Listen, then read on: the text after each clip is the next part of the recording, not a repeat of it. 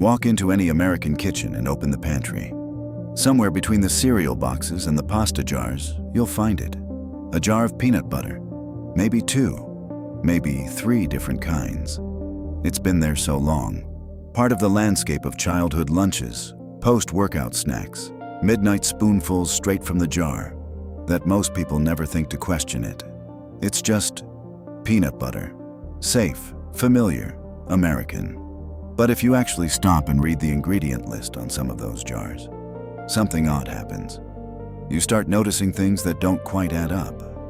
Let's begin with a simple exercise. Pick up 2 jars of peanut butter from a grocery store shelf. One that says natural or organic. One that's a major commercial brand, the kind you grew up with, the one in every TV commercial. Read the ingredients. The natural jar might say peanuts, salt, that's it, 2 ingredients. The commercial jar might say roasted peanuts, sugar, hydrogenated vegetable oil, cottonseed, soybean, rapeseed, salt, molasses.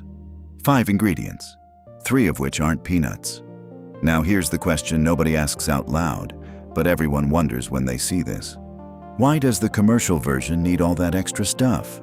What problem are they solving that the natural version doesn't have? The answer isn't simple, and it matters more than you think. Peanut butter as we know it was invented in the late 1800s, but it didn't become a household staple until World War II. Soldiers needed portable, shelf-stable protein. Peanut butter was cheap, calorie-dense, and didn't spoil. It became part of military rations. When those soldiers came home, they brought the habit with them. Peanut butter moved from wartime necessity to American tradition. But there was a problem. Real peanut butter, just ground peanuts, separates. The oil floats to the top. You have to stir it every time you open the jar, and even then, the texture is grainy, inconsistent. In the 1950s, food scientists figured out how to fix that. They added hydrogenated oils, oils that had been chemically altered to remain solid at room temperature, preventing separation and creating that smooth, spreadable consistency people loved. The result was a product that felt like an upgrade. No stirring, no mess. Same great taste, better texture. What they didn't advertise, what nobody fully understood at the time, was what hydrogenation actually does to fat molecules. It creates trans fats. Trans fats are a type of unsaturated fat that's been restructured at the molecular level. The process changes the shape of the fat molecule, making it behave more like a saturated fat, solid at room temperature, resistant to oxidation, with a long shelf life. For decades, trans fats were everywhere. Margarine, baked goods, fried foods, and yes, peanut butter. Then, starting in the 1990s, research began accumulating. Study after study showed that trans fats were uniquely harmful to cardiovascular health. They raised LDL cholesterol, the kind associated with heart disease, while simultaneously lowering HDL cholesterol, the protective kind. No other dietary fat did both. In 2015, the FDA ruled that partially hydrogenated oils were no longer generally recognized as safe and began phasing them out of the food supply. Most major peanut butter brands reformulated. They replaced hydrogenated oils with fully hydrogenated oils or palm oil, fats that don't contain trans fats but still prevent separation. Here's what's quietly significant about that shift. The new formulations are better than the old ones, but they're still not just peanuts. And that raises a deeper question. What's actually in the jar you're eating from? And does it matter? Let's break down what happens inside your body when you eat real peanut butter, just peanuts, nothing added. Peanuts are about 50% fat by weight. Most of that fat is monounsaturated and polyunsaturated, the types associated with improved cholesterol profiles and reduced inflammation. Specifically, peanuts are rich in oleic acid, the same fatty acid found in olive oil and avocados, which has been studied extensively for its cardiovascular benefits. They're also about 25% protein, not complete protein. Peanuts are low in certain amino acids like methionine, but high in others, including arginine. which plays a role in nitric oxide production and blood vessel function. And they contain fiber, roughly 2 grams per 2 tablespoon serving. Not a massive amount, but enough to slow digestion and moderate blood sugar spikes. Put that together, and you have a food with a relatively low glycemic index, meaning it doesn't cause rapid insulin surges the way refined carbohydrates do. Studies have shown that people who regularly consume peanuts and peanut butter tend to have better blood sugar control and lower rates of type 2 diabetes, even accounting for other dietary factors. The Harvard Nurses' Health Study, which followed over 83,000 women for decades, found that frequent peanut and peanut butter consumption was associated with a significantly lower risk of developing diabetes. The effect held even after adjusting for body weight, exercise, and overall diet quality. That's the profile of pure peanut butter. Now compare that to a jar with added sugar, palm oil, and stabilizers. The fat profile changes. The fiber content stays the same, but the added sugar increases the glycemic load. The protein is diluted per serving. And the overall nutrient density, the ratio of vitamins, minerals, and beneficial compounds to calories, drops. It's still food. It's not poison. But it's a different food. Here's where it gets personal, and where most people start paying attention. Weight management. Peanut butter is calorie-dense. 2 tablespoons, the standard serving size, contains about 190 calories in the natural version, and up to 200 or more in sweetened versions. If you're eating it straight from the jar with a spoon at 11 p.m., it's very easy to consume 400, 600, 800 calories without noticing. But here's the paradox that researchers have been studying for years. Despite being calorie-dense, peanut butter doesn't seem to cause weight gain the way you'd expect. The pre-dimed study, a large Spanish trial involving over 7,000 participants, found that people assigned to eat nuts regularly, including peanuts, did not gain more weight than the control group, and in some cases lost weight, even though they were consuming hundreds of additional calories per day from nuts. Why? The leading hypothesis is satiety. Fat and protein are both highly satiating. They suppress hunger more effectively than carbohydrates. People who eat peanut butter for breakfast report feeling fuller longer and tend to eat less at subsequent meals.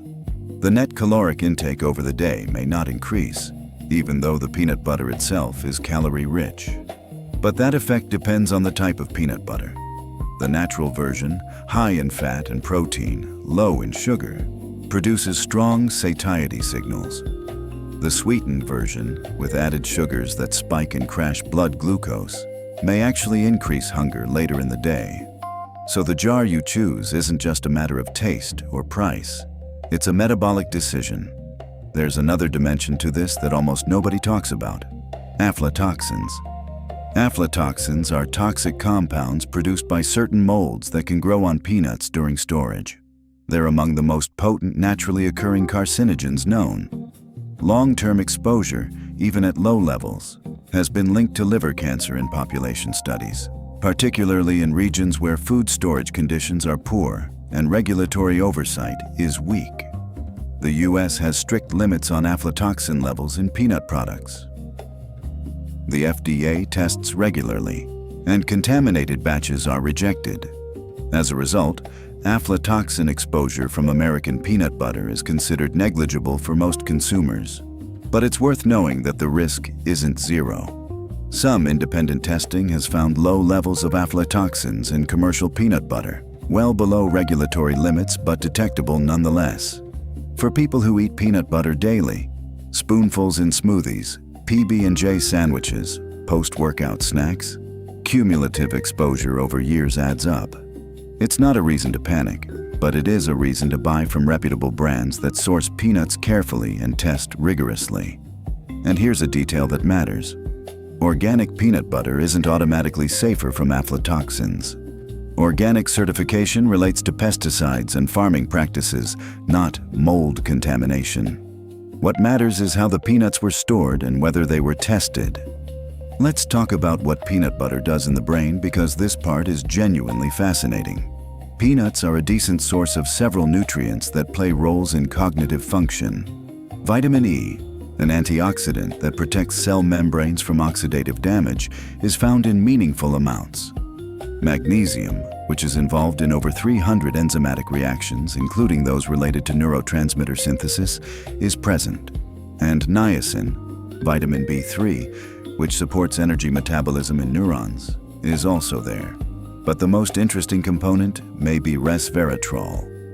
Resveratrol is a polyphenol compound best known for its presence in red wine and often marketed as an anti-aging molecule. It's also found in peanuts, particularly in the skins. The concentration isn't as high as in grapes, but it's there, and research suggests that even small amounts consumed regularly may have neuroprotective effects. One study published in Nutrients found that resveratrol can cross the blood-brain barrier and activate pathways associated with cellular stress resistance and longevity. Animal studies have shown improved memory and learning in rodents given resveratrol supplements. Human trials are more limited, but the early data is intriguing. Does eating peanut butter make you smarter? No. Does it provide raw materials that the brain uses to maintain function and resilience? Yes. And for people who skip meals, rely on coffee to get through the afternoon, or feel mentally foggy by midday, adding a source of fat, protein, and micronutrients, like a spoonful of peanut butter, can produce a noticeable stabilization in energy and focus.